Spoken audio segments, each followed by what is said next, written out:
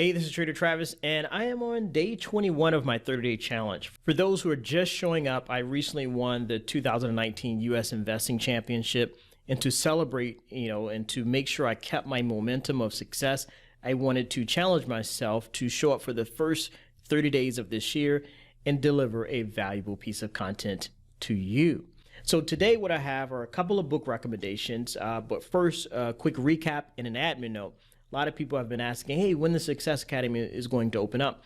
And that is going to open up on January 30th. To celebrate the ending of this 30-day challenge, we're going to open up the Success Academy. So if those who are interested, you can register on that date. Now, before we get to the book recommendations, a couple of recaps.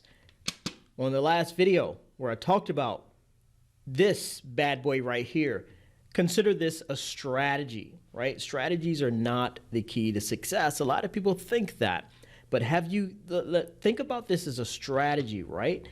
Did you get 5 of these bad boys through your hands every single month for the last 14 years, right? Most people in America have, right?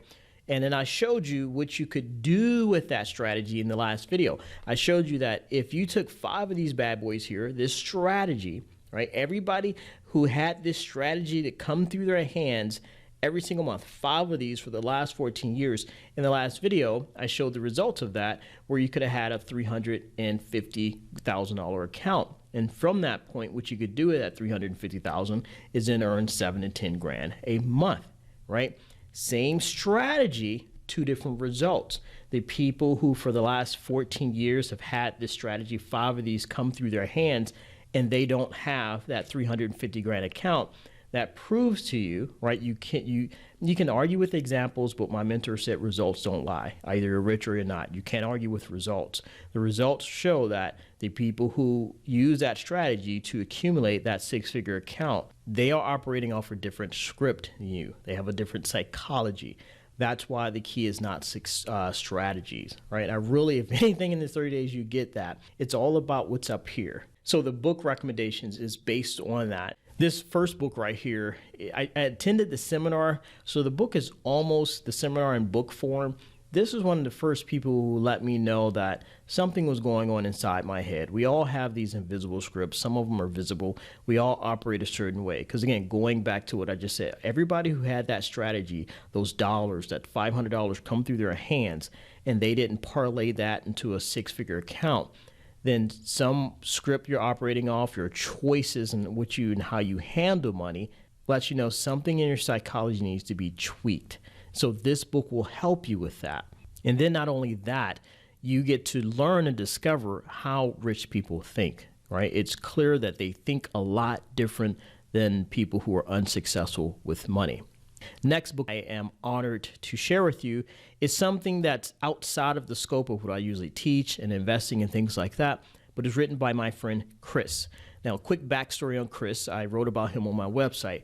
Chris is someone I met at a conference, a conference called FinCon. It's generally dominated by buy and hold investors, passive index fund investors. Not entirely everybody's there, but for the most part.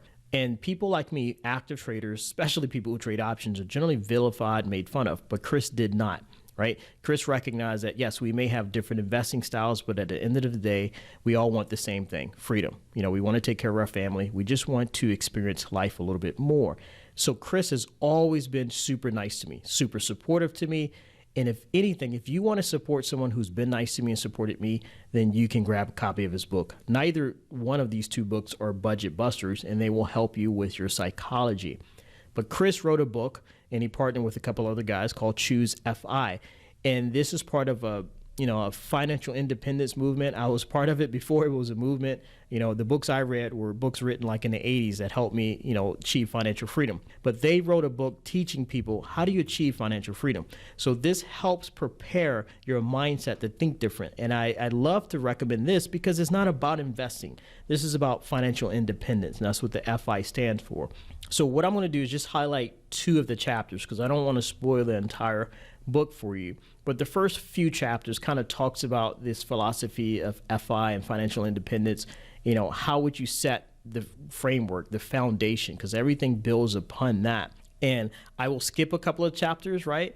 Because we're going to talk about chapter 6. This alone, oh my gosh, whoever watched my 100K loophole video or how to get money out of your 401k tax-free. A lot of people think, oh, I pull money out of my 401k, I have to pay taxes on it. No, there are some currently, tax codes could change, but as of now, there are very smart individuals who have found a way to kind of take that money out their account tax-free and then never have to pay taxes on it. And it's all legal, right? You just have to read the tax code. And this chapter right here details not just that, but a few other ways that you could pay less in taxes, because that is one of your biggest expenses. Chapter 8 is one I'm going to have my own kids read, right? Read how can you attend college for free or just skip college.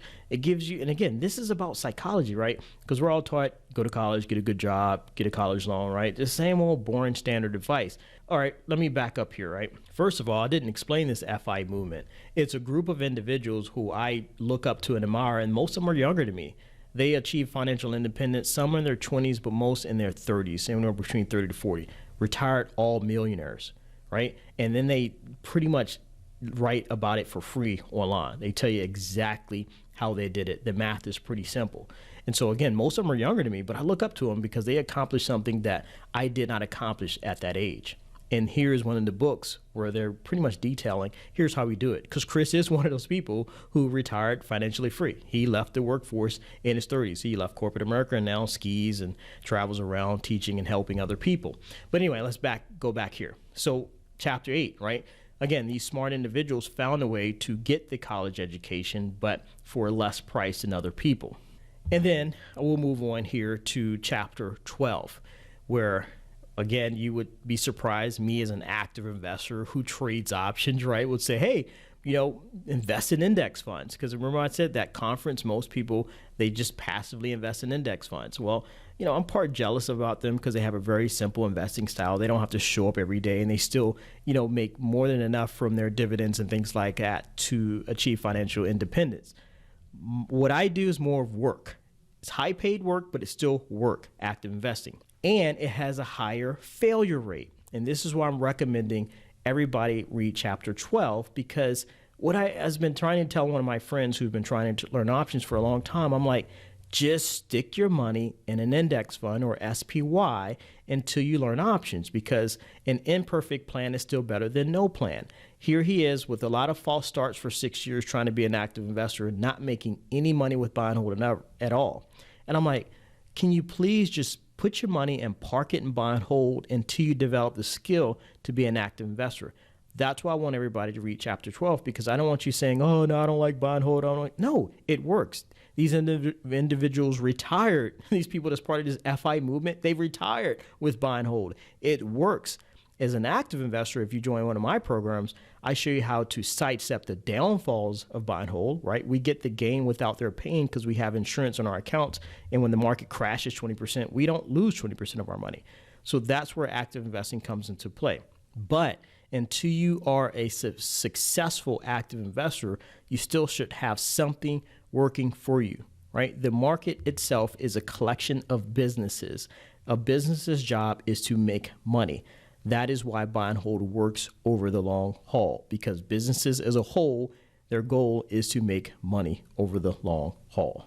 So that's all I have for you. Again, I highly recommend you take both of these books, buy them, read them, absorb them, not just read them once, but 2-3 times. Because if you're like me, the person who grew up using the bathroom on a 5-gallon paint bucket, I never heard the word investing. Rich people were always evil and greedy, right? I was always taught to hate rich people. And then I didn't learn what the word investing meant until I was about 20. And I still wound up achieving financial freedom or financial independence in my 30s, right? Starting from not even knowing what the word meant in my 20s. And it was when I joined the Army and met my first millionaire mentor. But if you think about that, I didn't learn with that until I was 20. So I have 20 years of poverty programming. And it is still there. I catch it. It crops up every now and then. So I have to stay on this. So I read books like the Choose FI book. I'm constantly rereading Secrets of a Millionaire Mind because I'm trying to keep it's like working out. This is the best example I can give. Maybe not the best example, is a good example. Working out, right? I can work out and get 6-pack abs. The moment I stop working out, those abs will disappear eventually, right? Your mind and your scripts that you run off, your money scripts are the same way. You can strengthen them so that 80 to 90% of your decisions you make with your money are good and move you forward. But if you back off, at least for me, if I back off from reading books like this and back off from attending seminars, I notice my brain goes right back to my old poverty programming. It's frustrating. I wish I was just born to succeed, but it is what it is. And so I have to live with the realities of who I am. And I have to stay on top of this. And the 2 books I talked about today are 2 that help you also on that journey. So you take care. See you in tomorrow's video. Bye-bye.